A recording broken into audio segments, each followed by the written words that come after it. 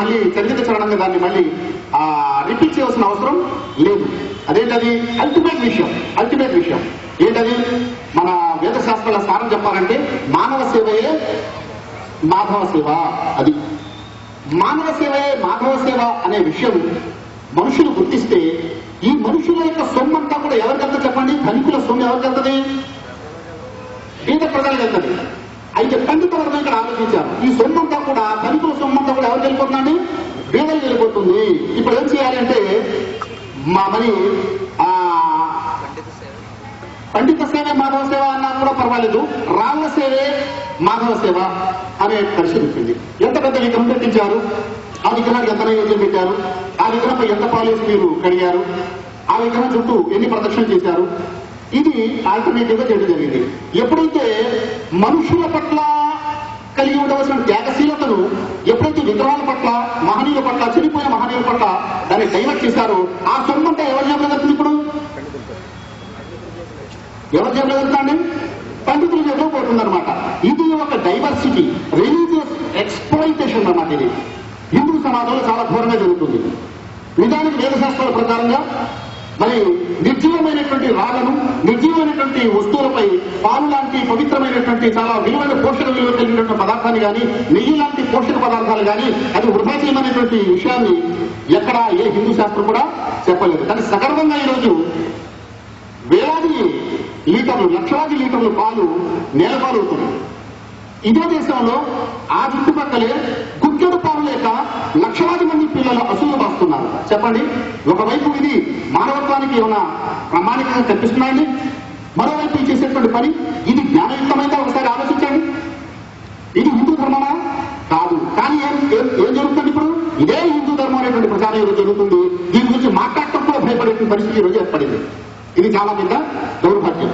కాబట్టి ప్రతి హిందూ సోదరుడు ఆలోచించవలసింది ఏంటంటే ఆ అవ్యక్తంగా ఉన్నటువంటి సృష్టికర్త యొక్క అనుగ్రహం నీకు లభించాలంటే వ్యక్తంగా ఉన్న మానవుడి యొక్క సేవను చేయాలి. నువ్వు భర్తగా ఉంటే నీ భార్యను గౌరవించు, నీ భార్య పట్ల త్యాగం కలిగి ఉండు. నీ భార్య నీకు వేదన కలిగించే మాట ఉంది, నీ ఇబ్బంది కలిగించే మాట ఉంది, క్షమించు క్షమించు క్షమించు. ఎందుకు? ఎవరి ప్రైజ్ పొందాలి నువ్వు? దేవుడు ఈ యొక్క మొండి పెళ్ళాన్ని ఇచ్చి నన్ను పరీక్షిస్తున్నాడు అనే విషయాన్ని గుర్తించాలి. నేను పరీక్షను నగ్గుతానా కాదా అనేటువంటి విషయాన్ని నువ్వు గమనించాలి. ఈ రహస్యాన్ని గుర్తించాలనుకోండి, భార్యాభర్త మధ్య తగాదా వచ్చే అవకాశం ఉందా? అలాగే భార్య భర్త విషయంలో ఈ మొండి మొగుడు నాకు దేవుడు పరీక్ష వస్తూ ఇచ్చాడు కాబట్టి వీడు ఏం చేయాలి? ఇప్పుడు కన్విన్స్ చేయాలి, తట్టుకోవాలి, సర్దుకోవాలి, జీవితాన్ని హ్యాపీగా సాగించాలి. ఈ దమ్ము నాలో ఉందా లేదా అనేది పరీక్షించడం కోసమే దేవుడు ఇలాంటి బంధాన్ని నాకు ఈ మరి పెంకి పెళ్ళాం మరి ఇక్కడ పరీక్ష అయితే మొండి భర్త అటు పరీక్ష ఉన్నాడు. ఈ పరమ రహస్యాన్ని గుర్తిస్తే చెప్పండి, ఫ్యామిలీ అనేటువంటి యూనిట్ దెబ్బతినే అవకాశం ఉందా? ఏమాత్రం అవకాశం లేదు. అలాగే తల్లిదండ్రుల సేవ ఈరోజు దౌర్భాగ్యం. నిజంగా నవమాసాలు పోషించినటువంటి తల్లి మరి ఆమె తన రక్తాన్ని పాలుగా మార్చి మరి పసితనంలో ఏమీ తాగలేని తినలేని స్థితిలో ఉంటే ఆ వెచ్చటి కమ్మటి పాలుని ఆమె పట్టించింది. ఆమె చేసేటువంటి చాకరీ నానా దారుణమైన చాకరీ. ఒకసారి గమనించండి, ఒక పురుషుడిగా మీరే భరించలేరు. ఒక అబ్బాయి చిన్న పిల్లవాడు ఏడుస్తుంటే చాలా చికాగ్గా మీరు మాట్లాడతారు. కానీ ఆ తల్లి ఏం చేస్తుంది? పక్క తడిపేస్తాడు, చాలా మరి అశుద్ధంగా చేసేస్తాడు. అయినా కూడా ఎంతో ప్రేమగా అల్లారు ముద్దుగా తన పవిత్రమైన చేతులతో ఆ అశుద్ధాన్ని తుడిచి శుభ్రం చేసి మరి వారిని కాచి కాపాడి వారిని అంటుకోగా కాకుండా వారి అనారోగ్యం చేస్తే మరి తండ్రి తన రక్తాన్ని చెమటగా మార్చి సంపాదించి అరా కొరా తిని వీరికేమో వైద్యాలు చేయించి మంచి పోషకాహారాలు ఇచ్చి మరి వారి కోసం చదువులు మంచి చదువులు చదివించి పెద్ద చేస్తే ఈరోజు ఏం జరుగుతుంది చెప్పండి? ఈరోజు ఏం జరుగుతుంది? ఓల్డేజ్ హోమ్ లో వాళ్ళు పాటిస్తున్నారు. నిర్లక్ష్యం, తల్లి పట్ల నిర్లక్ష్యం, తండ్రి పట్ల నిర్లక్ష్యం. ఈ దారుణం ఈరోజు జరుగుతుంది. ఎందుకు ఇది తప్పు? ఎవరిది ఇది? ఈ పిల్లలది తప్ప, తండ్రికి తప్ప అంటే కాదు. మన యొక్క ధర్మశాస్త్రాల అవగాహన అటు తండ్రులకు లేదు, ఇటు పిల్లలకు కూడా లేదు. గ్రంథంలో మరి జన్మ రహస్యాలు దేవుడు చెప్తున్నాడు. మరి నీకు పిల్లలు ఇబ్బంది పెట్టినా కూడా వాళ్ళు పోషించాలని అపారమైన ప్రేమను పెట్టేశాడు దేవుడు, తల్లిదండ్రులు పెట్టేశాడు. ఇక పిల్లలకి చెప్తున్నాడు, మీ తల్లిదండ్రులు పురాణ గ్రంథంలో మాట వస్తుంది. అక్కడ ఏం చెప్పబడుతుంది? ఓ దేవా, మా తల్లిదండ్రులు నా పసితనంలో నన్ను ఎంత అల్లారు ముద్దుగా ప్రేమించారో అలాగే వారిని కూడా నువ్వు అల్లారు ముద్దుగా కరుణించు అని చెప్పి ఆ తర్వాత వారి ముందు విసుగా ఉఫ్ అని కూడా చీ అని కూడా మాట్లాడవద్దు అంటున్నారు. చూడండి, ఇంకా ప్రవక్త అంటున్నారు, తండ్రి కొడుకులు బయలుదేరి వెళ్తున్నప్పుడు తండ్రి నడకలో నడాలి కొడుకు అని చెప్పారు. ఉదాహరణకు తండ్రి వయసు 40 సంవత్సరాలు వచ్చింది. ఈ రోజుల్లో 40 సంవత్సరాలప్పుడు హార్ట్ వీక్నెస్ రకమైన జనరల్ వీక్నెస్ అనేది వచ్చేస్తుంది.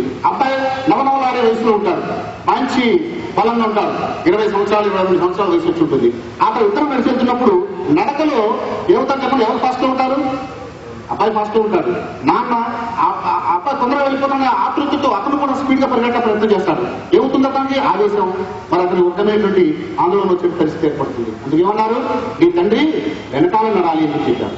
ఇక బైబిల్ గ్రంథం అయితే ఇంకా స్పష్టంగా చెప్పేది ఏమంటే తల్లిదండ్రులను సేవించిన వారిని మరణశిక్ష విధించేది అని చెప్పేటువంటి తీవ్రతతో పరిశుద్ధ బైబిల్ గ్రంథం మాట్లాడుతుంది. అయితే మహాశివులారా, ఇక్కడ ఏంటంటే నా తండ్రిని నేను పోషిస్తానా లేదా, నా తల్లిని సేవిస్తానా లేదా అని దేవుడు పరీక్షిస్తున్నాడు. ఈ పరీక్షలో నేను నగ్గాలి. నా కానీ అయినప్పటికీ నేను తల్లిని సేవ చేయాలి. ఎందుకంటే ఈ తల్లిదండ్రుల సేవ చేస్తే అనుగ్రహించేవాడు అయ్యవాడు, అతను నన్ను అనుగ్రహిస్తాడు. నేను వీళ్ళు ద్వేషిస్తే వీళ్ళు నన్ను ఖండించవచ్చు, వారు మాకు వ్యతిరేకంగా మాట్లాడకపోవచ్చు, కానీ సృష్టికర్తను దేవుడు పగ తీర్చుకుంటాడు అనే రహస్యాన్ని ఈరోజు ప్రతి కుమారుడు గుర్తించాలి. చెప్పండి, ఆ రకమైనటువంటి ఆలోచన, ఈ పరమ రహస్యం మరి ఎవరైతే గుర్తిస్తారో చెప్పండి, మరి వాళ్ళు తల్లిదండ్రుల పట్ల నిర్లక్ష్యం చేసే అవకాశం ఉందా? ప్రవక్త అంటున్నారు, నీ తల్లిదండ్రులే నీకు స్వర్గం, నీ తల్లిదండ్రులే నీకు నరకం. చూడండి, వృద్ధ తల్లిదండ్రుల్ని పొంది కూడా స్వర్గాన్ని పొందలేని వ్యక్తి అవివేకి అంటున్నారు, దురదృష్టవంతుడు అంటున్నారు. అంటే వృద్ధ తల్లిదండ్రులు ఉంటే వారి సేవ చేసి నేను నరకం తప్పించుకొని స్వర్గాన్ని పొందొచ్చు. ఆ కాన్సెప్ట్ తల్లిదండ్రులు సేవ చేయాలి అనేటువంటి పరమ రహస్యాన్ని, యథార్థాన్ని ఇక్కడ గ్రంథాలు మనకు తెలియజేస్తున్నాయి. ఇలాగే రిలేషన్ చెప్పుకుంటూ పోతే ఇదే సూత్రం ప్రతి ఒక్కరికి వర్తిస్తుంది. నిన్ను వెళ్ళి పొరుగువాడిని ప్రేమించు, బైబిల్ యొక్క అల్టిమేట్ స్టేట్మెంట్, ఒక అద్భుతమైనటువంటి మాట. 1,00,000 ప్రసంగాలు చేయొచ్చు, నిన్ను వెళ్ళి పొరుగువాడిని ప్రేమించు. నిన్ను ఎవరైనా నేను ఒరేంటావు ఇష్టపడతావా? కాబట్టి నువ్వు కూడా ఒరేంటావు ఇష్టపడొద్దు. నీ బాధని గుర్తించి ఎవరైనా సహాయం చేయాలని కోరుకుంటావా? నువ్వు అలా అడిగితే సహాయం చేయాలని కోరుకుంటావా? వాళ్ళు గ్రహించి సహాయం చేయాలనుకుంటున్నావు కదా, నువ్వు కూడా గ్రహించి సహాయం చేయి. వారు నిన్ను ఆదరించాలనుకుంటున్నావు కదా, నువ్వు కూడా వాళ్ళని ఆదరించు. చూడండి, ఎంత అద్భుతమైన మహాసముద్రం లాంటి జ్ఞానం ఈ చిన్న వాక్యంలో నిక్షిప్తమై ఉంది. ఇలా మీరు చేస్తారా లేదా? ఇలా చేస్తే మీరు నరకం తప్పించుకుంటారు, స్వర్గానికి వెళ్తారు. ఇలా మీరు చేయకపోతే స్వర్గాన్ని మీరు కోల్పోయి నరకానికి బలైపోతారు, జాగ్రత్త, ఆ తర్వాత మీ ఇష్టం అంటున్నారు. అయితే వీరుగా కొందరు ప్రచారం ఏంటి, ఈ స్వర్గాలు నరకాలు ఎవరు చూశారండి? ఎవరు చూశాడు? ఏదో పెద్దవాళ్ళకి పెట్టారు, భయపెట్టని పెట్టారు అంతే. చూడండి, ఇలా పెట్టారు. ఒకసారి ఆలోచించండి, ఒక చిన్న కార్యక్రమాన్ని పెట్టామంటే దాని ఉద్దేశం, ఆశయం ఉంటుందా లేదా? ఒక లక్ష్యంతో చేస్తామా లేదా అని మనం. మరి ఈ మహత్తరమైన భువన భాగాన్ని సృష్టించి, అనంతమైన లోకాన్ని సృష్టించి, అనేకమైన వ్యక్తిగత సామర్థ్యాలు ప్రసాదించి, అనేకమైన ప్రపంచంలో వనరులు ప్రసాదించి, మన మాటలు తూటల్లా తేలుతున్నాయి. మన ఆలోచనలు, మన భావాలు, మన ప్రవర్తన, ప్రవృత్తి ఇదంతా కూడా అద్భుతంగా ప్రభావం వేస్తున్నాయి. ఒక మనిషి కోరితే ఎదుటి మనిషిని హతం చేసేయగలుగుతున్నాడు. ఇంకా అతనికి అధికారం వస్తే లక్షల మంది, వేల మంది చంపగలుగుతున్నాడు. ఇంత శక్తి, ఇంత అద్భుతమైనటువంటి విషయాన్ని మనిషికి ప్రసాదించినటువంటి దేవుడు కేవలం అతను బతికాడు, పుట్టాడు, బ్రతికాడు, చనిపోయాడు, అంతే అయిపోయింది. అతను మట్టి కలిసిపోతుంది కదా. దీని పరివర్తనాలు, పరిణామాలు ఉండవా? ఎందరో పేదగుడులు వ్యక్తిగత జీవితాలు మరి ఇతరుల కోసం దానం చేస్తున్న, బలి చేసుకుంటున్నారు. ఇతరులు సేవే పరమాత్మగా జీవితం గడుపుతున్నారు. తాను మాత్రం ఎలాంటి మర్యాదలు కోరుకోవడం లేదు. చెప్పండి, అలాంటి వ్యక్తి చనిపోయాడు. మరో వ్యక్తి ఉన్నాడు, దుర్మార్గుడు, దుష్టుడు. వాడు ఊహం వచ్చిన దగ్గర నుండి చనిపోయే వరకు అనేక మందిని నష్టపరిచాడు, వాడు చనిపోయాడు. చెప్పండి, మీ కామన్ సెన్స్ ఏం చెప్తుంది? దుర్మార్గుడికి దండన, సన్మార్గకాముడికి మరి మన్నన లభించాలి అని మీ కామన్ సెన్స్ చెప్తుందా లేదా? లేదు, ఇంకా అలా వదిలేయాలని చెప్పేసి అనిపిస్తుంది. చెప్పండి ఒకసారి. సమస్య చెప్తుంది, బుద్ధి చెప్తుంది. మన ఒక సాధారణ మానవుడు దేవుని జ్ఞానంతో పోల్చుకుంటే మానవుడి జ్ఞానం ఏంటి? వెర్రితనము అని పౌలు గారు చెప్తున్నారు. అలాగే వెర్రితనం ఉన్నటువంటి మానవుడే ఇలా ఆలోచించినప్పుడు మరి ఆ మహత్తరమైన జ్ఞానం ఉన్నటువంటి ఆ దేవుడు సందర్భం అనుసరించే వారికి ఏమీ ఇవ్వకుండా, దుర్మార్గం పాల్పడేటువంటి వారికి ఎలాంటి శిక్ష ఇవ్వకుండా వదిలేస్తారా? ఎంత మాత్రం వదలదు. అందుకే మన ధార్మిక గ్రంథాలు దేవుడు చెప్తున్నాడు. మన భగవద్గీత శాస్త్రం చూడండి, 9వ అధ్యాయము 7వ శ్లోకంలో చాలా స్పష్టమైన విషయం, గంభీరంగా దేవుడు మాట్లాడుతున్నాడు, సీరియస్ గా మాట్లాడుతున్నాడు దేవుడు. అక్కడ ఏమంటున్నాడు? సర్వభూతాని కౌంతేయ ప్రకృతి యాంతిమామికాం కల్పక్షయే పునస్తాని కల్పాద విసృజామ్యహం. అదేమంటారు? ఓ అర్జున, ఈ సర్వమానులు ఎవరైతే చనిపోతున్నారో వీరందరూ కూడా ఈ ఆత్మలకి పరాపకృతిలో లీనమవుతున్నాయి. ఒక ఒకనొక రోజు వస్తుంది, అప్పుడు నేనేం చేస్తాను వీళ్ళందరినీ కల్పాదం. ఈ కల్పం అంతం అయిపోయిన తర్వాత మళ్ళీ కల్పం అంటే పీరియడ్, మళ్ళీ సెకండ్ పీరియడ్ స్టార్ట్ అవుతుంది. అప్పుడు విశ్వజామ్యహం, వీళ్ళందరూ తిరిగి లేపుతానంటున్నారు. వీళ్ళందరూ కూడా చీమల్లా నేలలో ఉన్నటువంటి చీమలు బయటికి ఎలా వస్తాయో భూమి మీద నుంచి వీళ్ళందరూ చనిపోయిన వాళ్ళందరూ కూడా రక్త పెట్టుకుని లేచి నిలబడతారు అని భగవద్గీతలో చెప్తున్నాడు దేవుడు. అలాగే పరిశుద్ధ బైబిల్ గ్రంథం యోహాను సువార్త 5వ అధ్యాయం 24వ వచనం చూసినప్పుడు దేవుడు అక్కడ మాట్లాడుతున్నాడు, my people don't be surprised at this, the time is coming when all the dead will hear his voice and come out of their caves. ఏంటది? వీళ్ళు ఆశ్చర్యపడకుడి, ఒక కాలం వచ్చుచున్నది, అప్పుడు సమాజంలో ఉన్న వాళ్ళందరూ ఆయన శబ్దము విని బయటకు వచ్చేదరు. ఇది ఛాలెంజ్, దీన్ని ఆశ్చర్యపోవద్దు. ఇది కాకము కదరా భయపెట్టాలని పెట్టి అనుకుంటున్నారా? ఇది ఖచ్చితంగా జరిగి తీరుతుంది. చూడండి, ఇక్కడ కూడా వాయిస్ చాలా తీవ్రంగా ఉంది. భగవద్గీతలో ఎలాగైతే వాయిస్ చాలా దేవుడు గంభీరంగా మాట్లాడుతున్నాడు, బైబిల్ కూడా అలా మాట్లాడుతున్నాడు. అలాగే పురాణ గ్రంథం చూడండి 6వ అధ్యాయం 12వ వచనం, అక్కడ దేవుడు అంటాడు, లయజ్మాన్నకుం ఇలా యౌమిల్ ఖియామతి లా రైబ ఫీహ్. అది అరబీ చదివిన వాళ్ళకి మీకు అర్థమవుతుంది దానికి తీవ్రత, దాని యొక్క ఆ విషయ గాంభీర్యం ఎంత ఉందంటే అక్కడ ఏమంటాడు దేవుడు, లయజ్మాన్నకుం, తప్పకుండా తప్పకుండా తప్పకుండా మిమ్మల్ని అందరూ నేను సమావేశపరుస్తాను. లా రైబ ఫీహ్, ఇది ఏమాత్రం అనుమానానికి ఆస్కారం లేని విషయం.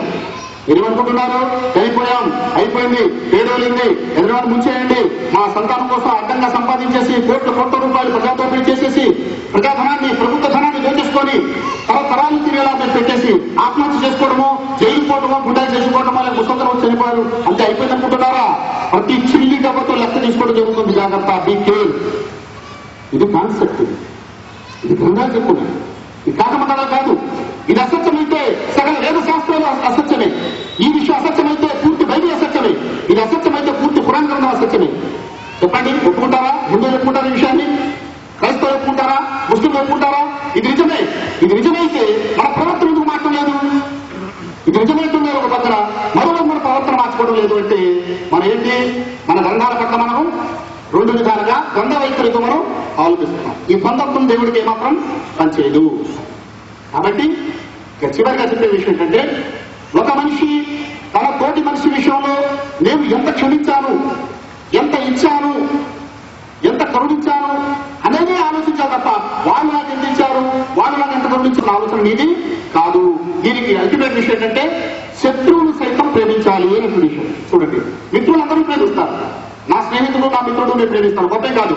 యేసు మాట్లాడతారు, మీలో మీరు ప్రేమించుకునే నెల ఏది ప్రయోజనము?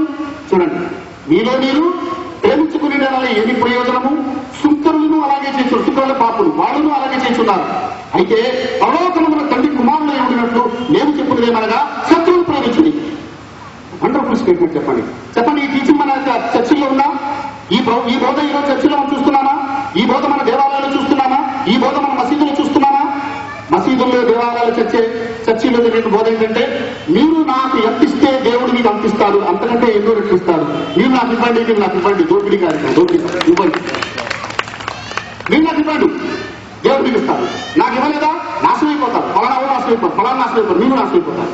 ఈ రోజు ప్రజలు భయపడిపోయి అప్పులు చేసి ఇచ్చేవాళ్ళు ఉన్నారండి. అప్పులు చేసి ఇచ్చేవాళ్ళు ఉన్నారు. 10వ వంతు ఇవ్వాలి అని మన పాస్టర్లు చెప్తున్నారు. 10వ వంతు ఇవ్వాలి. ఈ 10వ వంతు ఎప్పుడు ఇవ్వాలి? 10వ వంతు అంటే 3 సంవత్సరాలకు ఒకసారి ఇవ్వాలి. బైబిల్ ప్రకారంగా ఎన్నాళ్ళు ఒకసారి ఇవ్వాలండి? 3 సంవత్సరాలకు ఒకసారి. ఈ రోజు ఏం జరుగుతుంది తెలుసా అండి? ప్రతి వారం ఇచ్చేయాలి. ప్రతి వారం సంపాదనలో 10వ వంతు ఇచ్చేయాలి. ఇది చూడండి, ఇది ప్రతి అమాయక ప్రజలు తెలియదు. అసలు దేవుడికి ఇవ్వడం అంటే ఎవరికి ఇవ్వాలి? రోజుకు 4 పూట్ల 10 పూట తినేటువంటి పాస్టర్ గారికి ఒకవైపు అయ్యగారేమో టీచరు, అమ్మగారేమో నర్సు, మరోవైపు ప్రతిరోజు సాయంత్రం కూటం. ఇటు బియ్యం వస్తుంటాయి, డబ్బులు వస్తుంటాయి. వీటి మీద జీవితం వెళ్ళిపోతే వచ్చే 2 జీతాలు కూడా బ్యాంకులో పోతుంటాయి. ఇది మంచి వ్యాపారం చేసుకునేటువంటి ఒక మంచి వ్యవస్థ ఏంటంటే క్రైస్తవ్యంగా మారింది. హిందూ మతం బాగా అడ్డంగా డబ్బులు సంపాదించేటువంటి, లక్షల కోట్ల రూపాయలు సంపాదించేటువంటి ఒక మంచి మార్గం ఏంటంటే హిందూ మతం. అలాగే ముస్లింలు, ఇస్లాం అంటే దర్గాలు పెట్టి, ఈరోజు దర్గాల దగ్గర మరి కుండీలు పెట్టి అక్కడ ప్రజలు చాదర్లు తీసుకొస్తారు. పెద్ద మరి కాస్ట్లీ చాదర్లు అంటే దుప్పటి తీసుకొచ్చి పరుస్తుంటారు. అదే దుప్పటి చూడండి, అజ్ఞానం చూడండి. అసలు దుప్పటి ఎందుకు సృష్టించబడింది? మృతులేక సమాధులపై దుప్పటి వేయడానిక, లేకపోతే రోడ్లపై ప్లాట్ఫామ్ ఉన్నటువంటి వాటి లేక సామాన్య ప్రజలను చలి కాల్చుకోవడానికి దుప్పటి ఎందుకు వచ్చింది? ఆ దుప్పటి ఏం చేస్తున్నాం మనం? సమాధిలో ఎప్పుడో చనిపోయినటువంటి దుప్పటి రామానికి ఒక అజ్ఞాని దుప్పటి వేస్తే ఆ దుప్పటి ఏమవుతుంది, మళ్ళీ తిరిగి లేచి మార్కెట్లో వెళ్ళిపోతుంది. రేపు పొద్దున మరొకటి వస్తున్నాడు, అదే దుప్పటి కొంటున్నాడు, అదే పరుస్తున్నాడు, మళ్ళీ అదే దుప్పటి మార్కెట్ వెళ్తుంది, షాప్ కింద మళ్ళీ వస్తుంది. చెప్పండి, ఒక దుప్పటి ఎన్నిసార్లు సేల్ అవుతుంది? ఈ డబ్బులన్నీ ఎవరి జోబులో వెళ్తున్నాయి? చెప్పండి, ఏం రిలీజియన్ ఇది? ఆ రిలీజియన్ ప్రవక్త ముహమ్మద్ సాసం చెప్పారు. ఏమంటారంటే, పొరుగువాడు ఆకలితో అలమటిస్తుంటే అతని ఆకలి తీర్చకపోతే నువ్వు ముస్లిమే కాదు అన్నారు, నువ్వు విశ్వాసే కాదు అన్నారు. చెప్పండి, ఈ రోజు ఒక ముస్లిం యొక్క ఇంటెన్షన్, నేను మానవులకి ఎంత సేవ చేశాను, ఎంత నేను కరుణించాను అని ఆ దేవుడు నా ప్రేమ పొందాలంటే నేను ఎంత కరుణించానని ఆలోచిస్తున్నాడా, లేక ఈ పండితులకి ఎంత ఇచ్చాను, దేవుడు నాకు కరుణించాలంటే వీళ్ళకి ఎంత ఇవ్వాలని ఆలోచిస్తున్నాడా? ఈ రెండో విషయం ఆలోచిస్తున్నారు. కానీ మొదటి విషయం ఒక హిందూ కానీ, ఒక క్రైస్తవుడు కానీ, ఒక ముస్లిం కానీ ఆలోచించడం లేదు. ఇక అయినా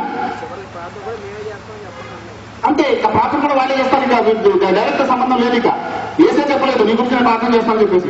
నీ ప్రార్థన చేస్తున్నారు, నీ గదులకు వెళ్ళి నువ్వు ప్రార్థన చేయనప్పుడు నీ గదులకు వెళ్ళి రహస్యమందు చూచు నీ తండ్రిని నువ్వు ప్రార్థించుము, అప్పుడు రహస్యమందు చూచు నీ తండ్రి నీకు ప్రతిఫలము ఇచ్చును అని ఆయన చెప్తే, అయ్యా ఇప్పుడు ఈ రోజు ఏం చెప్తే అమ్మా నీ గురించి ప్రార్థన చేస్తాను. ఈ మధ్య ఏంటంటే మనకి మీడియా వచ్చేసింది, ఎలక్ట్రానిక్ మీడియా ద్వారా ఫోన్ నెంబర్ ఇచ్చేస్తున్నారు. మీ కష్టాల్లో ఉంటే మాకు చెప్పండి, మీరు ప్రార్థన చేస్తాం. ఫోన్ నెంబర్ ఇస్తే సరిపోతుంది, దాంతోపాటు బ్యాంక్ అకౌంట్ నెంబర్ కూడా ఇస్తున్నారు. ఇది పరిస్థితి.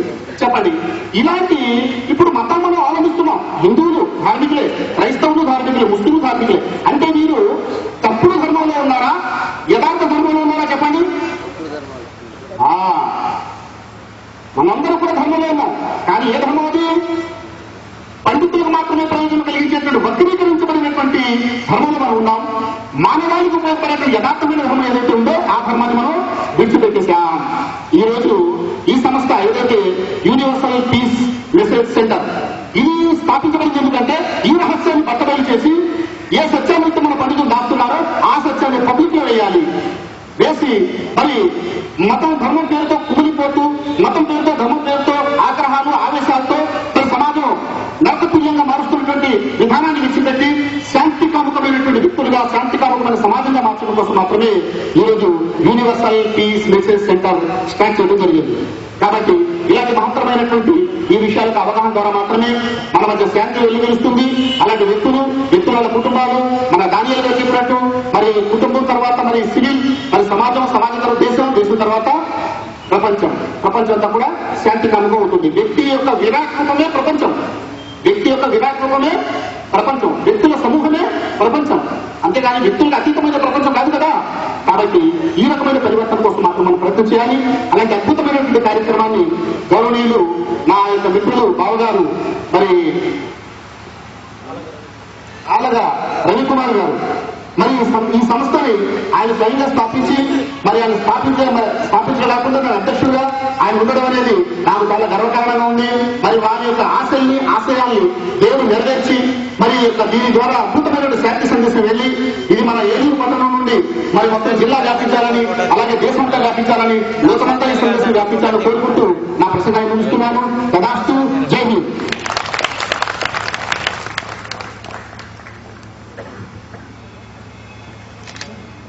5 నిమిషాల్లో అయిపోతుంది. 2 నిమిషాలు దయచేసి కూర్చోండి సోదరులు. చాలా చక్కని ప్రసంగాన్ని యథార్థ మిత్రులు ఇక్కడ బుక్ స్టాల్ వేయడం జరిగింది. చాలా విషయాలు మరి మీతో పంచుకోవాలని అనుకున్నాం, కానీ అవన్నీ కూడా ఒక గంట 2 గంటల కార్యక్రమాలు పంచుకోవడం సాధ్యం కాదు. మీ అందరి ప్రయోజనం కోసం మరి చాలా పరిశోధన చేసి అద్భుతమైనటువంటి పుస్తకాలు పరిశుద్ధ బైబిల్ గ్రంథం నుండి, భగవద్గీత నుండి, ఖురాన్ నుండి మరి ఆ చక్కటి రచన చేయబడింది. 3 గ్రంథాల స్థానం చిన్న పుస్తకాలు డిజైన్ చేయడం జరిగింది. వాటిని విక్రయించి చదివి మీరు వాటిని ప్రజల్లో ముందుకు తీసుకెళ్లాలని చెప్పేసి కూడా ఈ సందర్భంగా నేను కోరుతున్నాను. Thank you. గౌరవనీయులు అహ్మద్ అభిలాష్ గారి కృతజ్ఞతలు. చాలా చక్కని సందేశాన్ని ఈరోజు మనకి అర్థమయ్యే విధంగా చెప్పారు.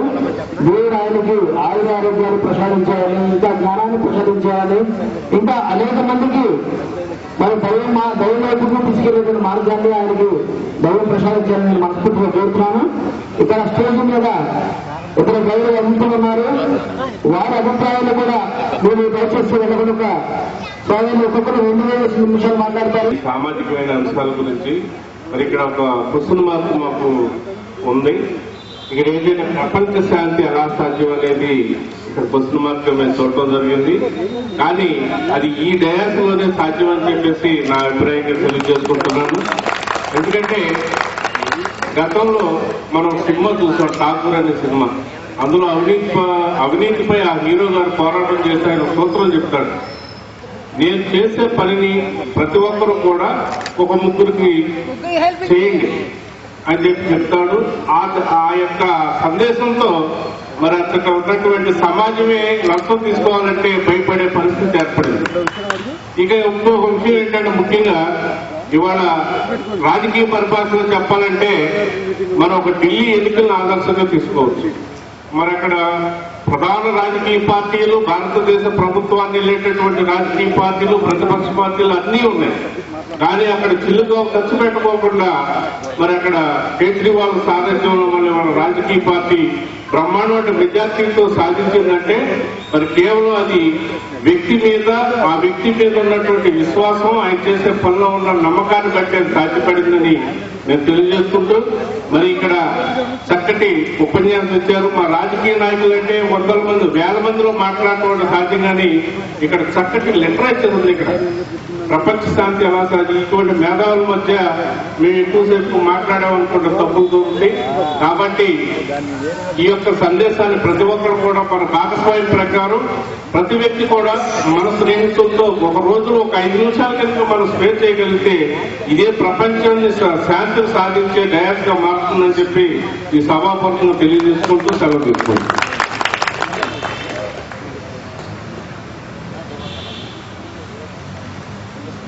రెండో వారు చాలా అనేక ఆయన కూడా ఈ సభను ఉద్దేశించి తన అభిప్రాయం చెప్పాల్సిందిగా కోరుచున్నాను.